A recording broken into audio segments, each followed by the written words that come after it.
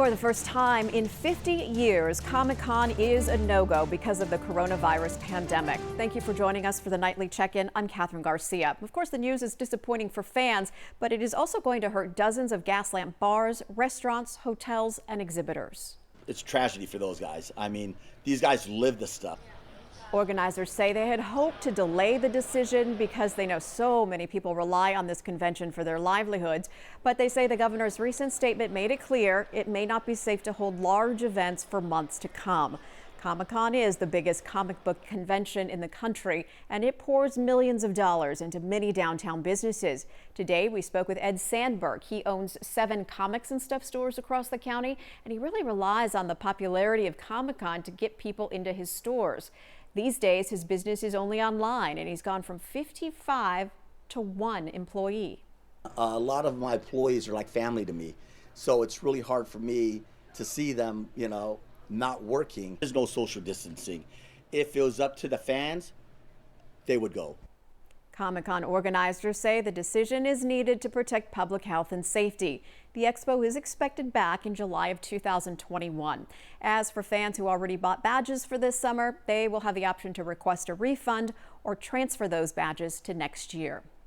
Stay-at-home orders in San Diego County will last at least until the end of the month. County leaders detailed 3 components needed to reopen San Diego: symptoms, cases, and hospitals, saying we need to see fewer cases, more testing, and decreasing positive tests for COVID-19. As for today's numbers, there are now 70 deaths reported and 2,158 positive cases.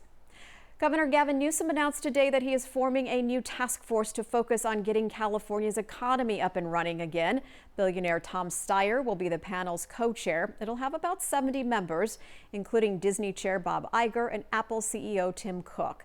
This comes as new numbers show California's unemployment rate rose by 1.4% from February to March.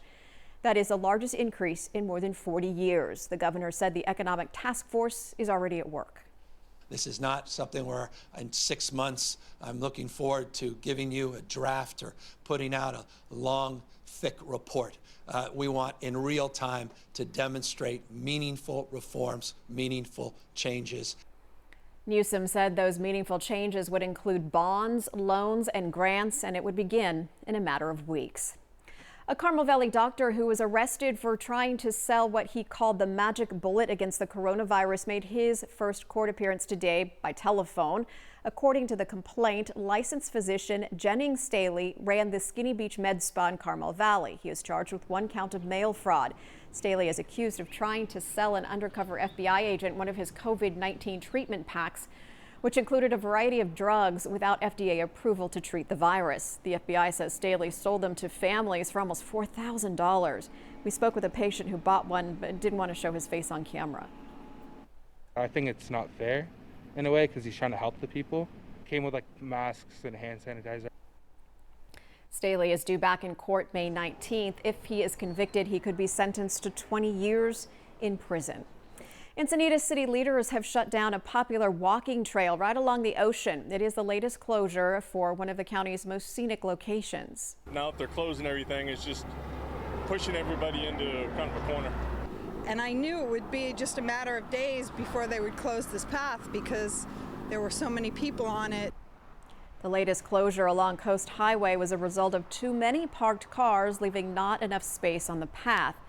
The City Council also is closing another trail near the railroad tracks. The Encinitas City Council did not specify when the path would reopen. There is some light rain perhaps on the way. Here's Dagmar with your first alert forecast. Saturday is looking like a pretty decent day out there. There may be a few isolated sprinkles early on, and then after that you should see gradual clearing, beginning first along the coastal zones, then the inland valley zones, then moving their way, that clearing, into the mountains and the deserts. Well, the deserts really will have mostly sunny skies anyway. The coast, isolated sprinkles early on, partly to mostly cloudy skies. Same story for the inland valleys, mid-60s there. Seeing the mountains at about the low 50 mark, and the deserts mid to upper 70s and low 80s. Beautiful in the mountains and deserts, especially to the western edges of the mountains. Expect partly cloudy skies, mostly sunny to the east, partly cloudy to the west. There you go. Enjoy your Saturday. Hundreds of San Diego City College students picked up free laptops today. It's really a game changer for some students, and it's all thanks to one generous donor. For $300, we were able to get one of these Chromebooks and a Wi-Fi hub. San Diego City College President Ricky Shabazz says the selection process to determine which students got a laptop and Wi-Fi device was really tough because the need is so great. But faculty decided students closest to earning a degree, certificate, or expected to transfer at the end of the semester, they have priority. A big chunk of money was donated by Costco co-founder and former San Diego City College student Jim Senegal. He used his personal credit card to order these laptops so that they could get here in less than a week. We coupled that with a $60,000 donation from our City College Foundation, and our own employees, who are so giving, donated over $10,000 in a 24-hour period. The college is still working to meet the demand and get even more laptops. As for today's distribution, Shabazz says the college was able to raise $200,000 for that equipment in less than a week. That's going to do it for our nightly check-in. If you listen to podcasts, check out Insight from our Investigates team. We'll have a new episode out on Sunday about how parents are struggling with remote learning during this pandemic. We'll be back with another check-in on Monday. Have a great weekend.